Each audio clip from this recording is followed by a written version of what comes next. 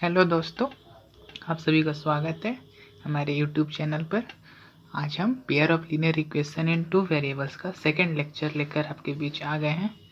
आज हम जो पढ़ेंगे वो जो हमने पिछले topic graphical method of solution पढ़ा था वही पढ़ेंगे। आज भी टॉपिक हमारा वही रहेगा, लेकिन आज हम क्या करेंगे कि हम देखेंगे कि ग्राफ जब दो स्ट्रेट लाइन जब दो पेयर ऑफ लीनियर इक्वेशन लेकर हम ये लाइन ड्रॉ करते हैं स्ट्रेट लाइन, तो कब इंटरसेक्ट करेगा, कब इंसिडेंट और कोइंसिडेंट करेगा और कब पैरेलल लाइन जाएगा वो हम देखेंगे। ठीक है, कब होगा, किस सिचुएशन में होगा, और ये हम देखेंगे बिना ग्राफ प्लॉट किए। ठीक है, सिर्फ इक्वेशन से हम पता कर लेंगे कि कौन सा लाइन इंटरसेक्ट करेगा, कौन सा कोइंसिडेंट करेगा और कौन सा पैरेलल लाइन होगा।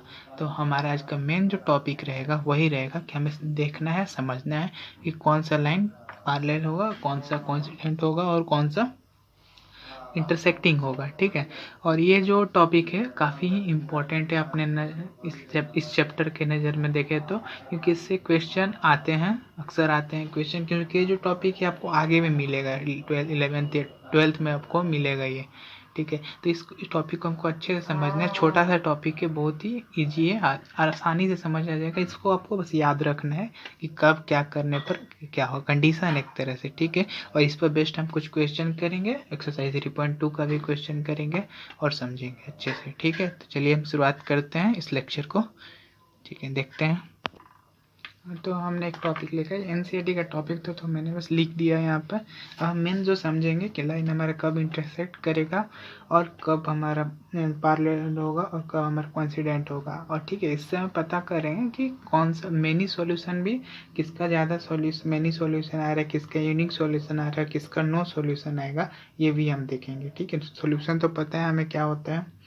ठीक है, तो हम देखेंगे और हम आपको बताते जाएंगे किस कंडीशन में हमको एक यूनिक सॉल्यूशन मिलेगा, मतलब एक सॉल्यूशन मिलेगा, किस कंडीशन में मेनी सॉल्यूशन मिलेगा और किस सॉल्यूशन में कंडीशन पे हमें कोई सॉल्यूशन नहीं मिलेगा। ठीक है, तो सबसे पहले हम एक काम का इक्वेशन लिखते हैं हमें। ठीक है, हमने आपको जो pair of linear equation general equation लिखवाया था वो लिख लेंगे हम। ठीक है,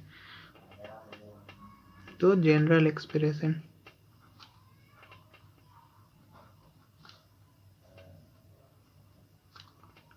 जनरल एक्सप्रेशन हमारा हो जाएगा, लिखवाया था मैंने, a1x b1y plus c1 is equal to 0। एक हमारा एक लीनियर इक्वेशन हो गया, और एक था a2x plus b2y plus c2 is equal to 0। ठीक है, तो ये हमारी जनरल इक्वेशन है। अब हम समझेंगे लाइन इंटरसेक्ट कब करेगा। तो इंटरसेक्ट का सबसे पहले हम कंडीशन देखते हैं क्या होगा। ठीक है, इंटरसेक्टिंग लाइन,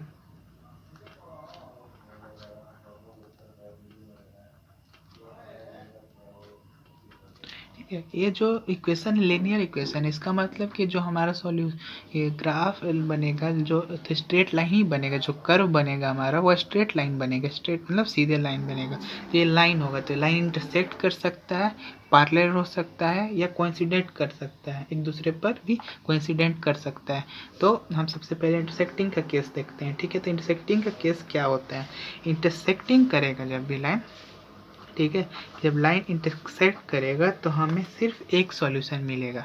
याद रखना ये सब, जब हम लाइन हमारा इंटरसेक्ट करेगा तो हमें सिर्फ एक सॉल्यूशन मिलेगा। एक सॉल्यूशन कहने का मतलब जब हमारा लाइन इंटरसेक्ट करेगा तो हमें एक सॉल्यूशन मिलेगा। हमें समझ में आ गया।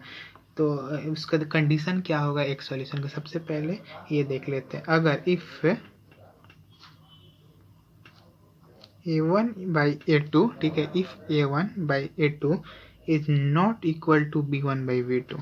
ठीक है, अगर a1 मतलब ये x का कोफिशिएंट, y का कोफिशिएंट फर्स्ट का और x और y का सेकंड का कोफिशिएंट है ये। ठीक है, तो a1 by a2, ठीक है, a1 by a2 is not equal to b1 by b2, b1 by b2 के इक्वल नहीं होगा। तो इस केस में हमारा जो ग्राफ बनेगा, जो कर्व बनेगा, जो हमारे प्लॉट करेंगे जब हम ग्राफिकल रिप्रेजेंटेशन करेंगे जब हम अपने बार ग्राफ पेपर पर, तो हमें क्या मिलेगा, तो हमें यहाँ पता चलेगा कि लाइन हमारा जो है इंटरसेक्ट करेगा। तो जब a1/a2 is not equal to b1/b2 होगा, तो इस केस में हमारा जो लाइन होगा क्या होगा, इंटरसेक्टिंग। ठीक है, लाइन जो हमारा होगा इंटरसेक्टिंग होगा।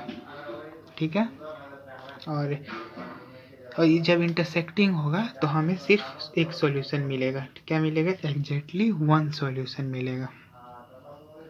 तो यहाँ पर इंटरसेक्टिंग हो गया एंड एग्जैक्टली वन सॉल्यूशन।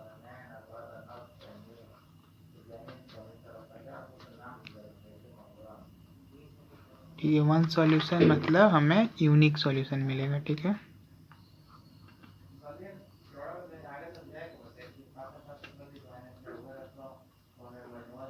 ठीक है, समझ में आ गया। इंटरसेक्टिंग लाइन कब होगा, जब कोफिशिएंट ऑफ एक्स और वाई इक्वल नहीं होंगे। जब दो लाइन, ठीक है, जब दो लीनियर इक्वेशन का एक्स और वाई का कोफिशिएंट आपस में इक्वल नहीं होंगे फ्रैक्शन में, a1/a2 is not equal to b1/b2, इस केस में हमारा जो लाइन होगा वह इंटरसेक्टिंग लाइन होगा। ठीक है, और जो हमारा सॉल्यूशन हमें मिलेगा वो यूनिक सॉल्यूशन मिलेगा, सिर्फ एक सॉल्यूशन मिलेगा, उससे ज़्यादा सॉल्यूशन हमें नहीं मिलेगा। ठीक है, ये तो हमारा हो गया इंटरसेक्टिंग का केस। अब हम देखेंगे कोइंसिडेंट का सेट। ठीक है, कोइंसिडेंट करेगा तो क्या होगा,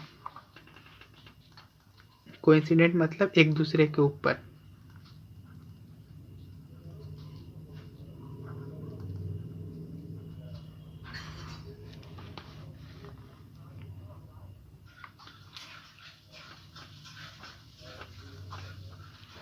कोइंसिडेंट में क्या होगा तो हम समझते हैं। ठीक है, if a1/a2 is equal to b1/b2 is equal to c1/c2। ठीक है, जब a1/a2 b1/b2 is equal to c1/c2। ठीक है, मतलब जब x y और कांस्टेंट का कोफिशिएंट का फ्रैक्शन दो लाइन ऑफ इक्वेशन का इक्वल होगा, तब इस केस में हमें जो लाइन मिलेगा वो क्या होगा, कोइंसिडेंट होगा। कोइंसिडेंट मतलब एक दूसरे के ऊपर। जो लाइन हमें मिलेगा वो क्या होगा, कोइंसिडेंट लाइंस। ठीक है, कोइंसिडेंट लाइंस मिलेगा मतलब एक दूसरे के ऊपर इंटरसेक्ट करेगा। और सॉल्यूशन जो हमें मिलेगा वह हमें मिलेगा इन्फिनिटली मेनी सॉल्यूशन, बहुत ज़्यादा सॉल्यूशन मिल सकता है। कोई फिक्स नहीं रहेगा कि एक मिलेगा कि दो मिलेगा। ठीक है, इन्फिनिटली मेनी सॉल्यूशन।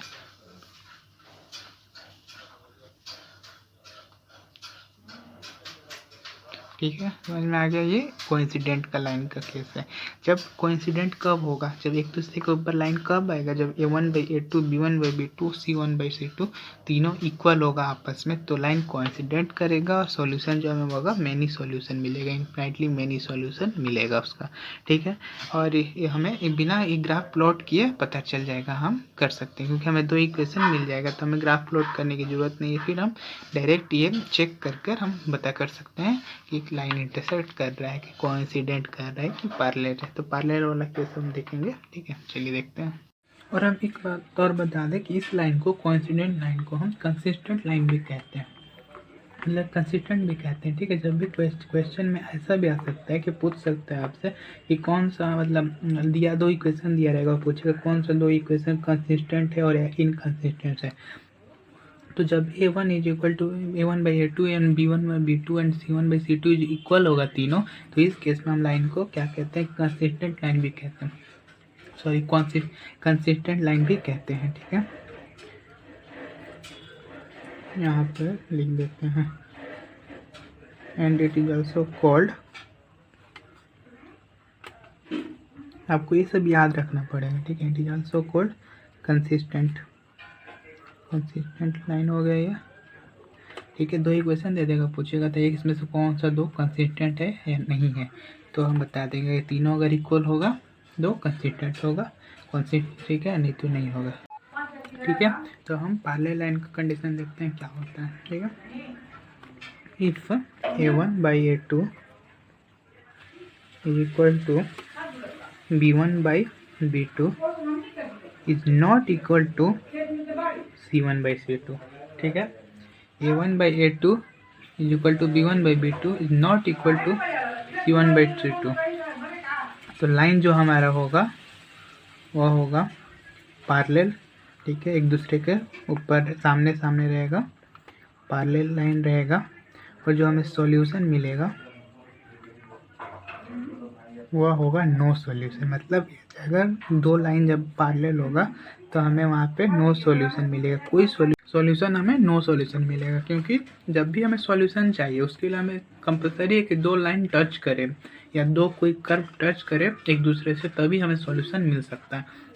तो इस केस में लाइन टच नहीं करेगी क्योंकि पैरेलल है, तो पता है पैरेलल लाइन कैसा होता है, एक दूसरे के सामने होता है, ये कभी हम टच नहीं कर सकता है। और इस लाइन को इनकंसिस्टेंट भी कहते हैं, जैसे कि इसको कंसिस्टेंट कहते थे, इसको हम इनकंसिस्टेंट कहते हैं। ठीक है, समझ में आ गया पैरेलल लाइन का कंडीशन कि जब दो line a1/a2 is equal to b1/b2 is not equal to c1/c2 होगा, तब हमारा जो इक्वेशन होगा वो पैरेलल इक्वेशन होगा। ठीक है, सॉरी पैरेलल लाइन होगा जब दो लाइन। ठीक है, और इसको हम इनकंसिस्टेंट भी कहते हैं और इसको कंसिस्टेंट कहते हैं। ठीक है, देख लिए हम। अब हम क्वेश्चन की तरफ बढ़ते हैं। एग्जाम्पल पहले आपको तीनों का टाइप समझा देते हैं कि कब कैसे, मतलब किस टाइप का क्वेश्चन आता है वो हम देख लेते हैं। इसके बाद ये हमारा टॉपिक कंप्लीट ही एक तरह से। ठीक है, चलिए देखते हैं एग्जाम्पल की ओर। हमने एक क्वेश्चन लिया है, ये क्वेश्चन आपका NCERT एक्सरसाइज 7.3.2 का। ठीक है, इसमें बताना है कि दिया हुआ दो इक्वेशन दिया हुआ है, पेयर ऑफ इक्वेशन है, उसमें बताना है हमें कि कौन सा इंटरसेक्टिंग है, कौन सा कोइंसिडेंट है, कौन सा पैरेलल है। तो हम चेक करेंगे। चेक कैसे करेंगे हमने बताया आपको। ठीक है, तो हमें पता नहीं, हम यहाँ पर डायरेक्ट तो नहीं कह सकते कि इंसिडेंट कर रहे कि नहीं। तो जब सॉल्यूशन हम फर्स्ट का देखेंगे तो पहले हम लिखेंगे फॉर इंटरसेक्टिंग। ठीक है, तो यहाँ पे लिखेंगे फॉर इंटरसेक्टिंग a1 कंडीशन हमें क्या है, a1/a2 is not equal to b1/b2। ये हमारा इंटरसेक्टिंग का कंडीशन है। अगर यहाँ पे ये फुलफिल होता है तो हम बोल देंगे कि ये सही है, इंटरसेक्टिंग है। अगर नहीं है तो नहीं है। Here 5/7 is not equal to -4/6। 5/7 इसको करेंगे तो -2/3 आएगा, इक्वल नहीं आ रहा है। Hence it is intersecting line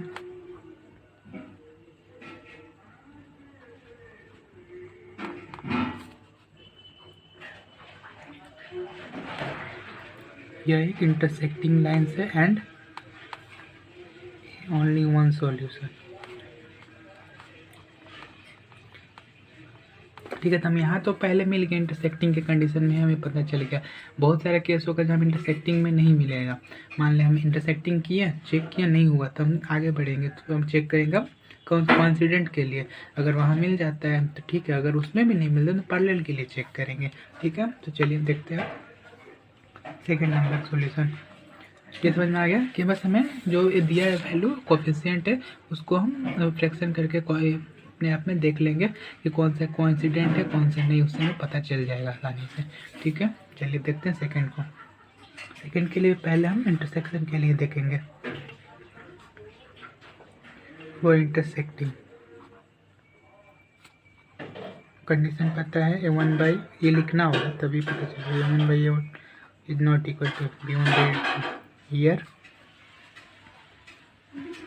क्या है 9/18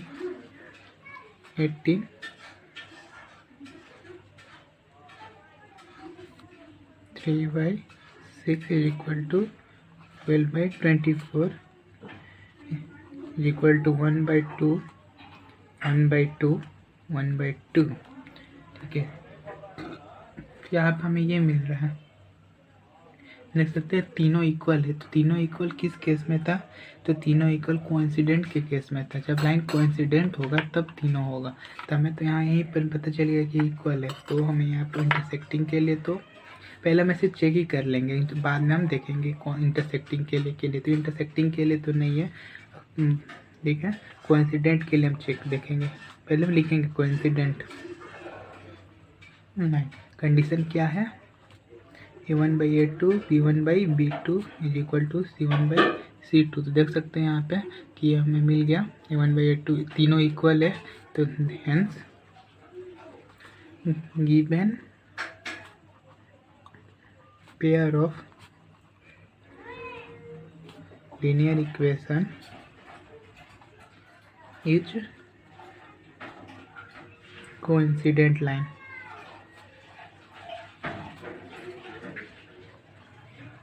and many solution।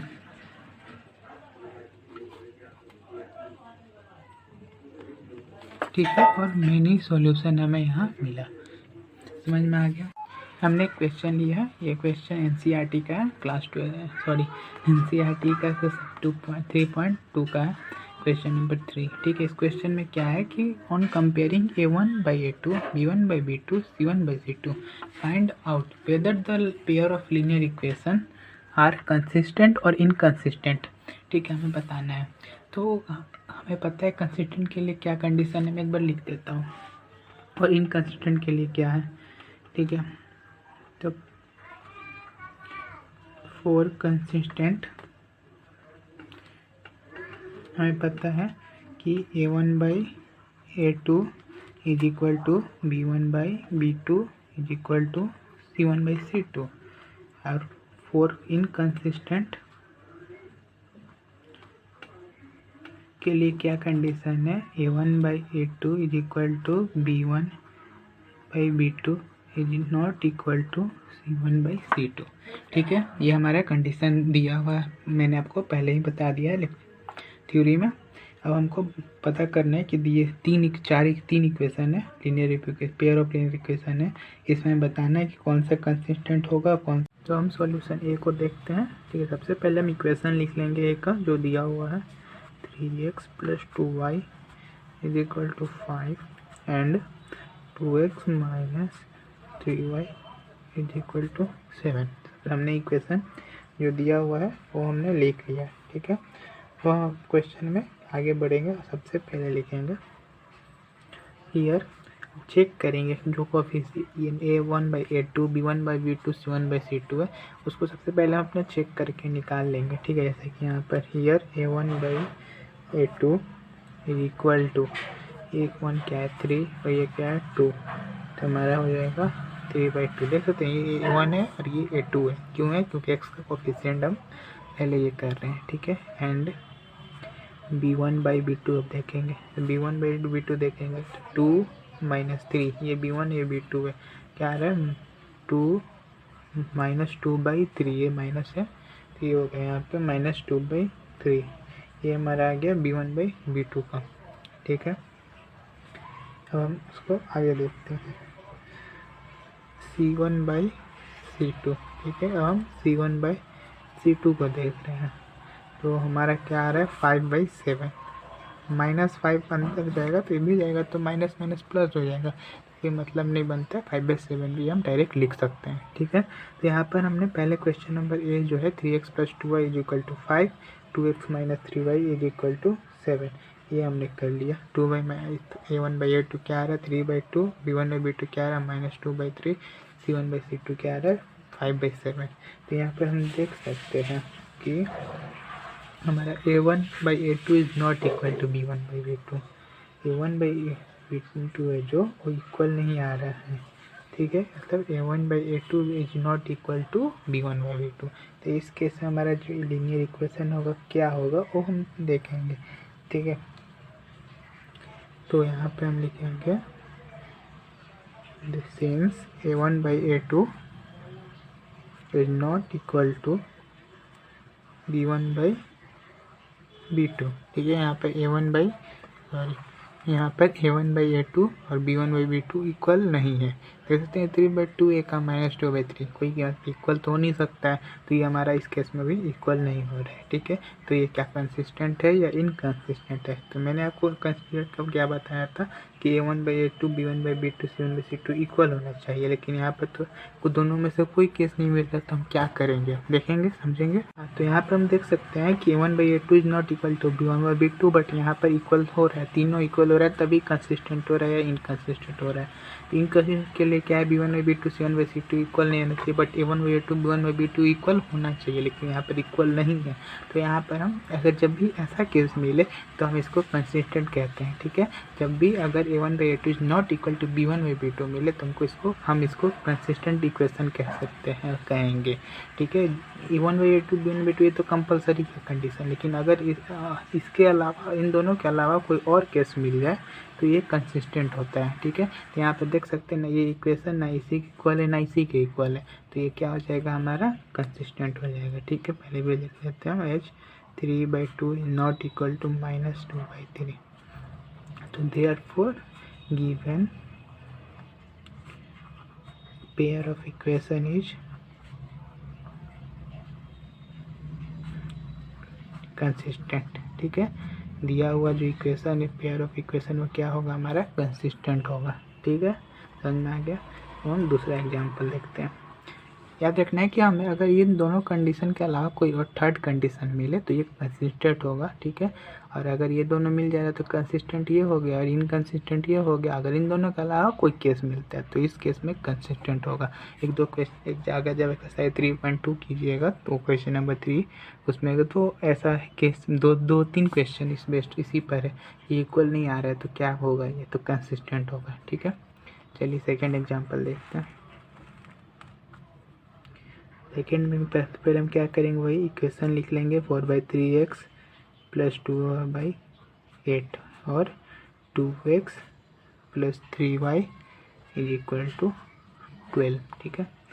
Here A1/A2 = क्या है, 4/3 2 4/3 और 2, तो ये 2 कट जाएगा तो 2/3 आ जाएगा, ठीक है।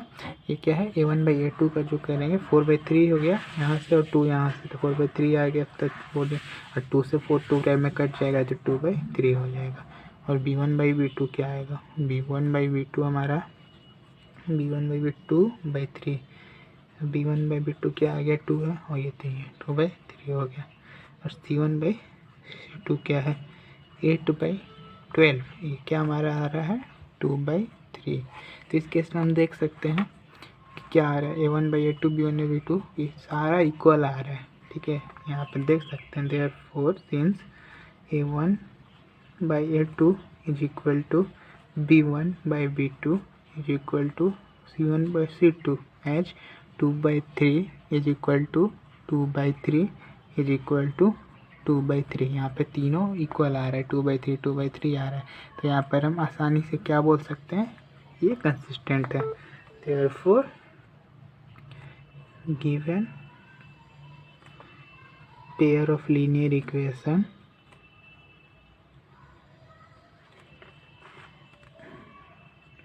is consistent। समझ में आ गया कंसिस्टेंट क्यों हो रहा है, क्योंकि ये तीनों सिंपली हमें इक्वल मिल जा रहे हैं। A1/A2 B1/B2 C1/C2 देख सकते हैं हमें तीनों इक्वल मिला, तो ये क्या हो जाएगा, कंसिस्टेंट हो जाएगा। अगर नहीं मिलता तो हम कुछ देखते हैं, ठीक है। तो यहाँ पर तो ईजिली मिल जा रहा है तो हम डायरेक्टली बोल सकते हैं कि ये कंसिस्टेंट है, ठीक है। यहाँ तक समझ में आ गया। ये क्वेश्चन नंबर C, इसमें क्या है, मैंने इक्वेशन लिख दिया, यहाँ पर मैंने इक्वेशन दिया हुआ है, ठीक है। दो पेयर ऑफ लीनियर इक्वेशन ये दिया हुआ है। यहाँ पर सबसे पहले हम यहाँ भी हम क्या करेंगे, चेक करेंगे। हियर A1/A2 = क्या आएगा 2/4, तो ये हमारा 2/4 क्या हो जाएगा 1/2, 2/4, यहाँ से 4 यहाँ से 2, A2 और A1, ठीक है। B1/B2 देखेंगे, B1/B2 देखेंगे तो यहाँ हमारा -3 है -6, तो ये -3/6, तो ये क्या आ जाएगा हमारा 1/2। और C1/C2 देखेंगे तो ये हमारा 8/9 आ रहा है, तो ये किस ओर जा रहा है हमारे, तो हम समझ सकते हैं यहाँ यहीं से कि इनकंसिस्टेंट की ओर जा रहा है।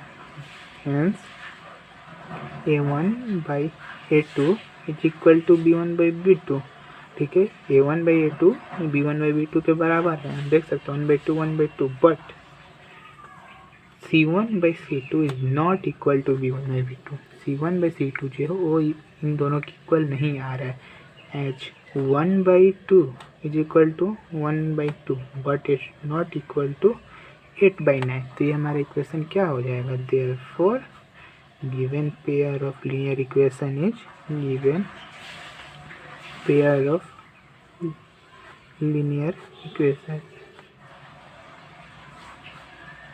Is inconsistent. क्या हो गया हमारा? इनकंसिस्टेंट।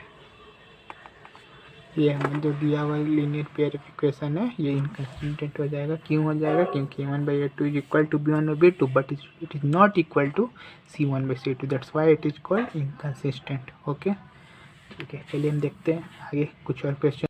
अब हमने क्वेश्चन लिया है, यह क्वेश्चन NCERT का है।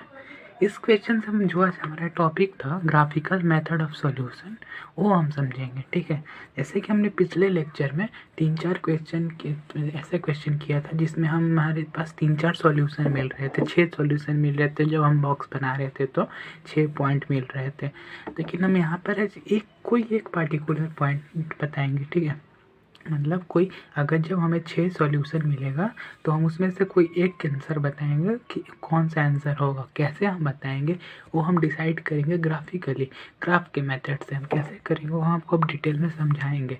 ठीक है, तो हमने जो पिछले क्लास में पढ़ा था वहाँ से हम बस समझ गए थे कैसे निकालना है सॉल्यूशन। आज हम एक सॉल्यूशन, मेन सॉल्यूशन, कोई एक आंसर निकालेंगे, एग्जैक्ट आंसर निकालेंगे। इस पर हम आज क्वेश्चन देखेंगे। ठीक है, तो मैं एक डायरेक्ट एग्जांपल के साथ स्टार्ट करता हूँ। ये क्वेश्चन NCERT का है। मैं आपको समझाऊंगा कि इससे हम कैसे वैल्यू निकालेंगे डायमेंशन। ठीक है, कैसे वैल्यू निकालेंगे हम x और y का। जैसे कि आगे हम अलजेब्रिक मेथड से पढ़ेंगे, एलिमिनेशन, सब्स्टिट्यूशन और क्रॉस मल्टीप्लिकेशन मेथड से। लेकिन अभी हम ग्राफ के मेथड से कैसे कोई सॉल्यूशन निकालेंगे, आंसर निकालेंगे, x और y का वैल्यू निकालेंगे, वो हम अब समझने जा रहे हैं। ठीक है, तो इस एग्जाम्पल के साथ हम शुरुआत करते हैं, इस टॉपिक को देखते हैं और समझते हैं। ठीक है, तो सबसे पहले हम क्वेश्चन पढ़ते हैं और समझते हैं क्वेश्चन क्या कह रहा है। क्वेश्चन में है कि half the perimeter of rectangle garden. ठीक है, एक रेक्टेंगल गार्डन है जिसका half of the perimeter whose length. ठीक है, एक रेक्टेंगल गार्डन है जिसका पेरीमीटर का आधा जो है वो 36 मीटर है। ठीक है, और उसका जो लेंथ है, ठीक है, वो कब हो रहा है? ये लेंथ जो है उसका 4 मीटर मोर देन 2। ठीक है, 4 मीटर मोर देन विथ है।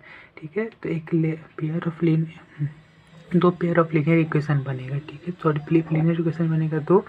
तो इसमें क्या क्वेश्चन में मतलब क्या बोल रहा है? Half the perimeter of the rectangle garden whose length is 4 metre more than width. मतलब जो लेंथ है वह विथ से 4 मीटर बड़ा है। ठीक है, लेंथ और विथ, मान लीजिए लेंथ का वैल्यू x है और y है और दोनों इक्वल हो रहा है, लेकिन एक टाइम आ रहा है कि जब लेंथ है जो 4 टाइम बड़ा हो जा रहा है। मतलब लेंथ को इक्वल विथ के साथ इक्वल करने के लिए हमें क्या करना पड़ेगा? विथ में 4 प्लस कर देंगे तो x = y + 4 हो जाएगा। मतलब लेंथ और विथ इक्वल हो जाएगा। ठीक है, और क्या बोल रहा है? Half the perimeter of the rectangle garden whose length is 4 metre more than width is 36 metre. और जो पेरीमीटर का आधा जो आ रहा है वह 36 मीटर हो रहा है। पेरीमीटर को जब हम हाफ कर रहे हैं तो उस टाइम हमें जो वैल्यू मिल रहा है वह क्या है? 36 हो रहा है। पेरीमीटर ऑफ रेक्टेंगल क्या होता है? 2 × L + B। ठीक है, और उसको हम हाफ कर देंगे तो जो हमें वैल्यू मिलेगा रेक्टेंगुलर गार्डन का वो हमें होगा 36 मीटर। ठीक है, तो इसी पर बेस्ड हम अब इक्वेशन बनाएंगे पहले और फिर उसको हम ग्राफिकली सॉल्व करना स्टार्ट करेंगे। ठीक है, तो चलिए हम देखते हैं अपने क्वेश्चन को। तो सबसे पहले क्वेश्चन क्या बोल रहा है? Half the perimeter. तो पहले हम मान लेंगे लेंथ और breadth. Let length be x and breadth be y। ठीक है, ब्रेथ या विथ बोलते हैं। ठीक है, विथ जो होगा वह y होगा, बी वाई। नो, अब हम अकॉर्डिंग टू क्वेश्चन देखेंगे। हाफ ऑफ पेरीमीटर किसके बराबर है? Half of perimeter is equal to 36। मतलब 2 × L + B/2 is equal to 36। मतलब x + y is equal to 36। ये हमें फर्स्ट इक्वेशन मिल गया यहाँ से, ठीक है। क्वेश्चन में जो कहा था उसके अकॉर्डिंग हमें फर्स्ट इक्वेशन यहाँ से हमें मिल गया, ठीक है। अब हम दूसरे इक्वेशन की तरफ बढ़ेंगे। अब हमें क्या बोल रहा है कि लेंथ जो है 4 मीटर मोर देन विथ, ठीक है। लेंथ जो है 4 मीटर ज़्यादा है किससे, विथ से, ठीक है ना।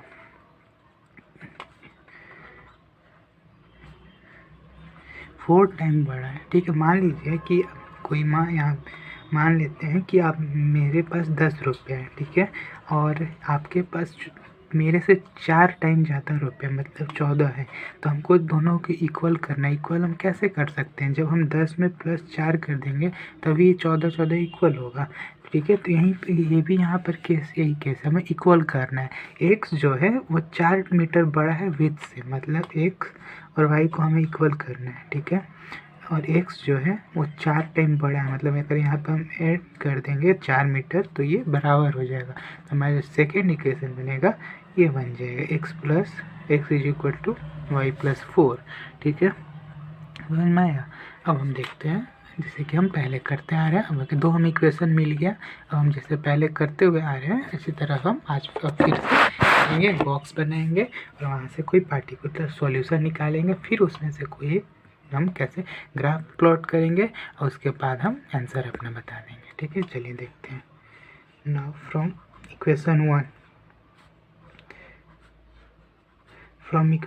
से देखेंगे तो x + y = 36, मतलब y = 36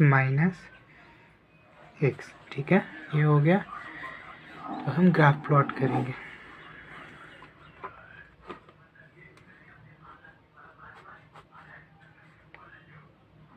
x y = 36 - x।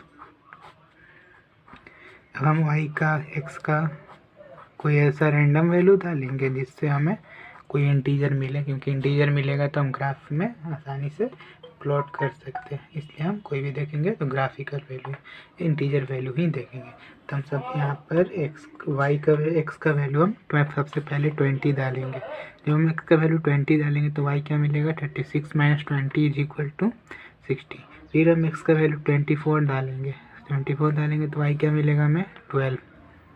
फिर हम x का वैल्यू 12 डालेंगे तो यहाँ से हमें क्या मिलेगा, 24, ठीक है। समझ में आ गया। तो ये हमें 3 ये पॉइंट मिल गया यहाँ से फ्रॉम इक्वेशन 1 से। नाउ फ्रॉम 2,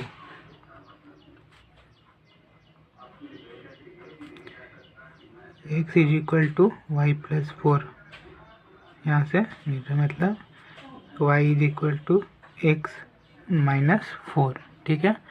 तो फिर से हम ग्राफ बनाएंगे, यहाँ पर बॉक्स जैसा बना लेंगे और फिर हम आगे फिर से अपना सॉल्व करेंगे जैसे पैक करते आ रहे हैं, ठीक है। ठीक है, तो हम इसको यहाँ पर बॉक्स बनाते हैं जैसे पहले बनाया था। यहाँ x का वैल्यू, यहाँ y = x - 4 पुट करेंगे। अब हम x का क्या वैल्यू डालेंगे कि y हमें मिलेगा वो हम देखेंगे, ठीक है। तो हम x का वैल्यू अगर यहाँ पे देख सकते हैं, कुछ भी डालेंगे तो हमको इंटीजर वैल्यू ही मिलेगा, लेकिन हम यहाँ पे x का वैल्यू हम 10 डालते हैं। x का अगर वैल्यू जब 10 डालेंगे तो हमें, क्योंकि ये बड़ा है तो यहाँ भी हमें बड़ा को डिजिट ही रखें तो ज़्यादा बेटर है, ठीक है। फिर तो यहाँ पे x का वैल्यू 10 रखें तो y का वैल्यू 6।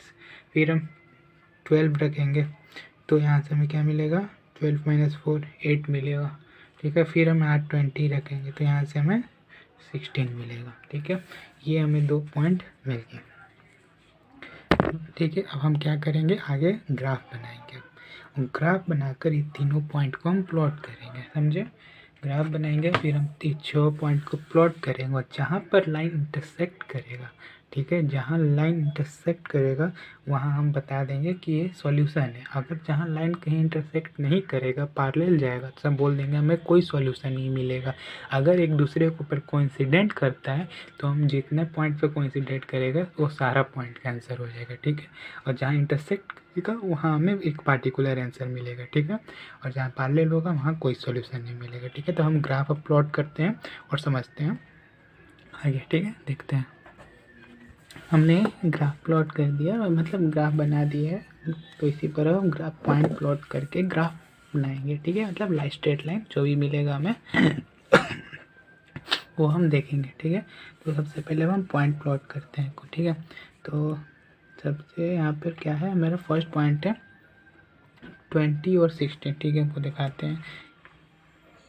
ये हमारा पॉइंट है 20, 60, 24, 12 और 12, 24, ठीक है। तो ये तीनों पॉइंट हम प्लॉट करेंगे अपने ग्राफ पर, ओके।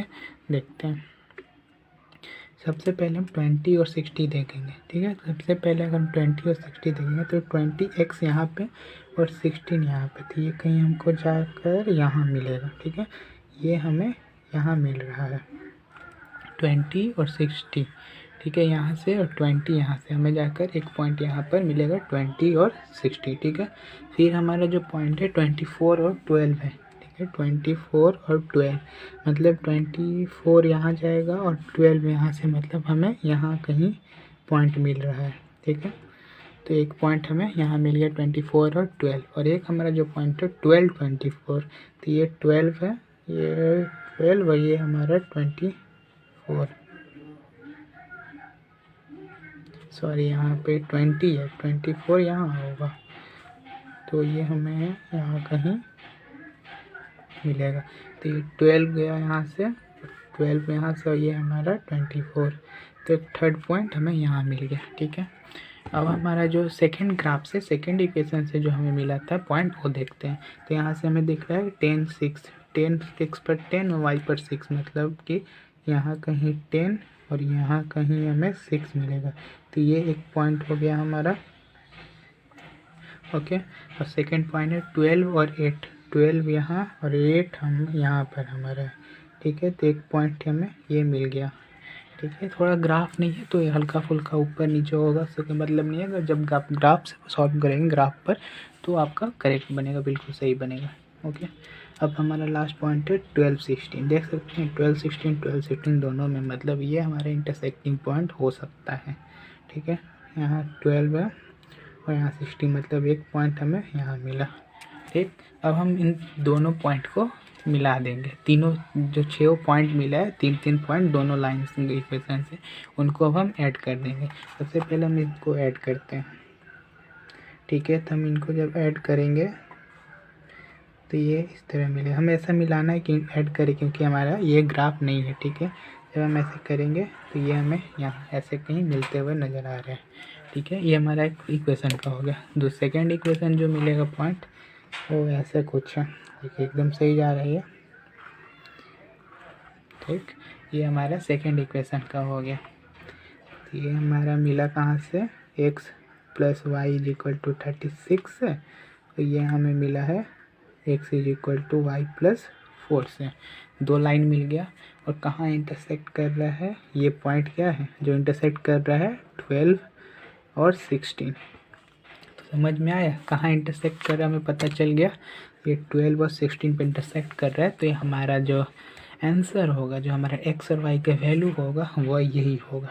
एक सॉल्यूशन मिलेगा, वन सॉल्यूशन यहाँ से हमें मिलेगा, और वो यूनिक सॉल्यूशन होगा, क्योंकि इंटरसेक्टिंग में क्या मैंने बताया था, इंटरसेक्टिंग से हमें यूनिक सॉल्यूशन मिलता है, और यहाँ भी इंटरसेक्ट कर रहा है, तो ये हमें क्या मिल गया यहाँ से, तो हमें यहाँ से x और y का वैल्यू मिल गया। तो हम बोल सकते हैं कि हमारा जो डायमेंशन है, देयरफॉर लेंथ = 20 मीटर और विड्थ = 16 मीटर। ये हमें हमारा डायमेंशन मिल गया, यहाँ से समझ में आ गया, क्लियर हो गया हमारा ये जो ग्राफिकल मेथड ऑफ सॉल्यूशन था। इससे क्वेश्चन ज़्यादातर नहीं आते हैं, लेकिन ज़्यादा नहीं आते, इसलिए हमें 1-2 क्वेश्चन भी कर लेंगे हम पर, हमें कमांड बन जाएगा अपने हाथ पर, तो हो जाएगा। और काफ़ी इजी है, कुछ भी नहीं है, हम देख सकते हैं एक तरह से, बस इक्वेशन बना लेना है, मेन इक्वेशन बन जाएगा, उसके बाद ये क्वेश्चन आगे खुद पे खुद बनते जाएगा। और यहाँ कोई भी वैल्यू हम रखेंगे, पता चल जाएगा हमें x और y का वैल्यू क्या होगा, ठीक है। तो हम देखते हैं अगला क्वेश्चन, एक क्वेश्चन और देख लेते हैं, उसके बाद इसके लेक्चर को एंड करेंगे। चलिए देखते हैं, एक और क्वेश्चन हमने लेकर आया है आपके बीच। ये क्वेश्चन है इस पर जो हमने शुरू में आपको टॉपिक पढ़ाया था उस पर बेस्ड है। एग्जाम में इसी टाइप का क्वेश्चन आएंगे, इसी तरह लैंग्वेज दिया रहेगा, आपको क्वेश्चन करना है, ठीक है। इस क्वेश्चन में क्या बोल रहा है कि हमें 2 इक्वेशन दिया हुआ लीनियर इक्वेशन, उससे हमको k का वैल्यू निकालना है, कब निकालना है? जब हमारा सिस्टम ऑफ इक्वेशन जो है इसके पास इन्फिनेटली मेनी सॉल्यूशन है, मतलब बहुत सारे सॉल्यूशन है, मेनी सॉल्यूशन हमें मिल रहा है, इन्फिनेटली मेनी सॉल्यूशन। तो हमें के का वैल्यू निकालना है। बहुत ही इजी क्वेश्चन है, देखते के साथ हो जाना चाहिए, ठीक है। तो हमने आपको फॉर इन्फिनेटली मेनी सॉल्यूशन के लिए क्या बताया था? फॉर इन्फिनेटली मेनी सॉल्यूशन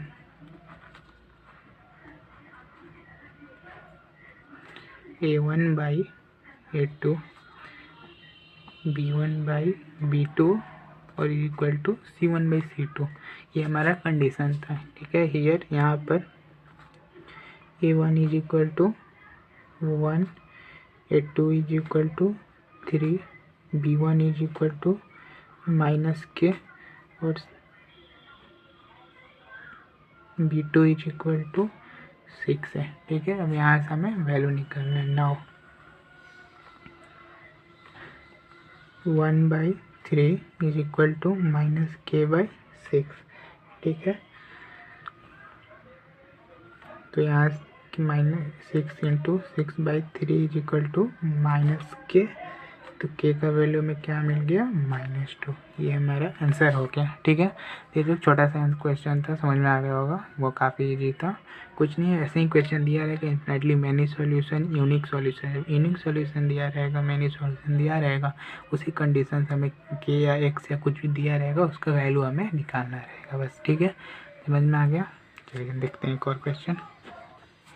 एक और क्वेश्चन मैंने लिया है, ठीक है। इस क्वेश्चन में क्या है, वही सेम क्वेश्चन, एक तरह से समझिए कि पिछले क्वेश्चन की तरह ही है। इसमें भी के का वैल्यू निकालना है, बट इस टाइम सॉल्यूशन जो है हमारा वो नो सॉल्यूशन है। जो पेयर ऑफ इक्वेशन का एक भी सॉल्यूशन हमें नहीं मिल रहा है, तो इस केस में के का वैल्यू क्या होगा वो हम देखेंगे, ठीक है। और कैसे निकालेंगे वो भी हम समझेंगे, ठीक है। सबसे पहले स्टार्ट करते हैं इस सॉल्यूशन को।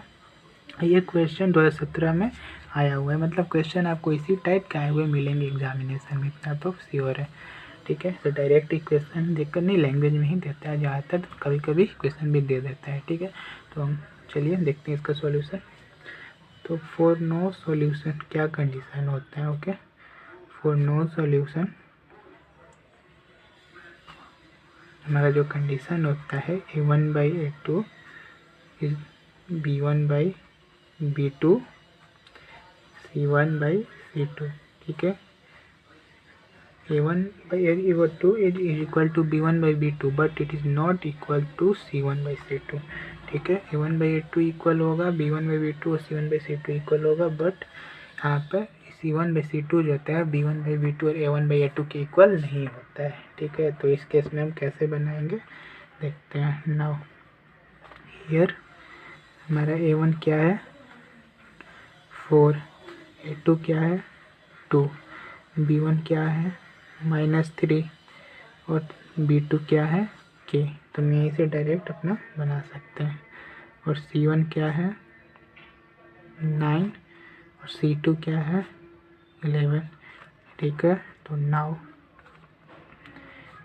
A1 4/3 is equal to 2/k, it is not equal to 9/11, okay. इसके बाद तो k का वैल्यू हम यहाँ से निकाल सकते हैं, तो हमको देखने का मतलब ही नहीं है। तो क्या होगा k का वैल्यू?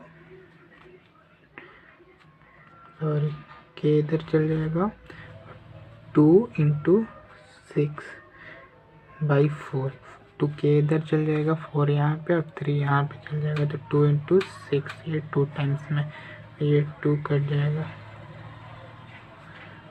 3 टाइम्स में,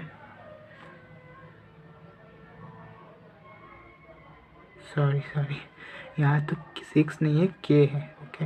तो यहाँ से हम k को इधर भेजें, यहाँ 2 × 3 किए और नीचे 4 आ गया, ये कट गया 2 बार में, और यहाँ पर हमारा -4/3 होगा ना, क्योंकि b है, b का value, oh shit, I think मैंने सारा गलत ले लिया, एक बार और देख लेते हैं, ठीक है।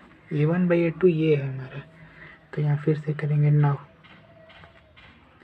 A1/A2 क्या है? 4 और 2 है हमारा, हमको लगा ये नीचे ऐसे लिख दिया ना मैंने, समझ में नहीं आया, ओके। इतना होता है 4/2 ये B1 हो गया -3 और B2 हो गया हमारा K, ठीक है।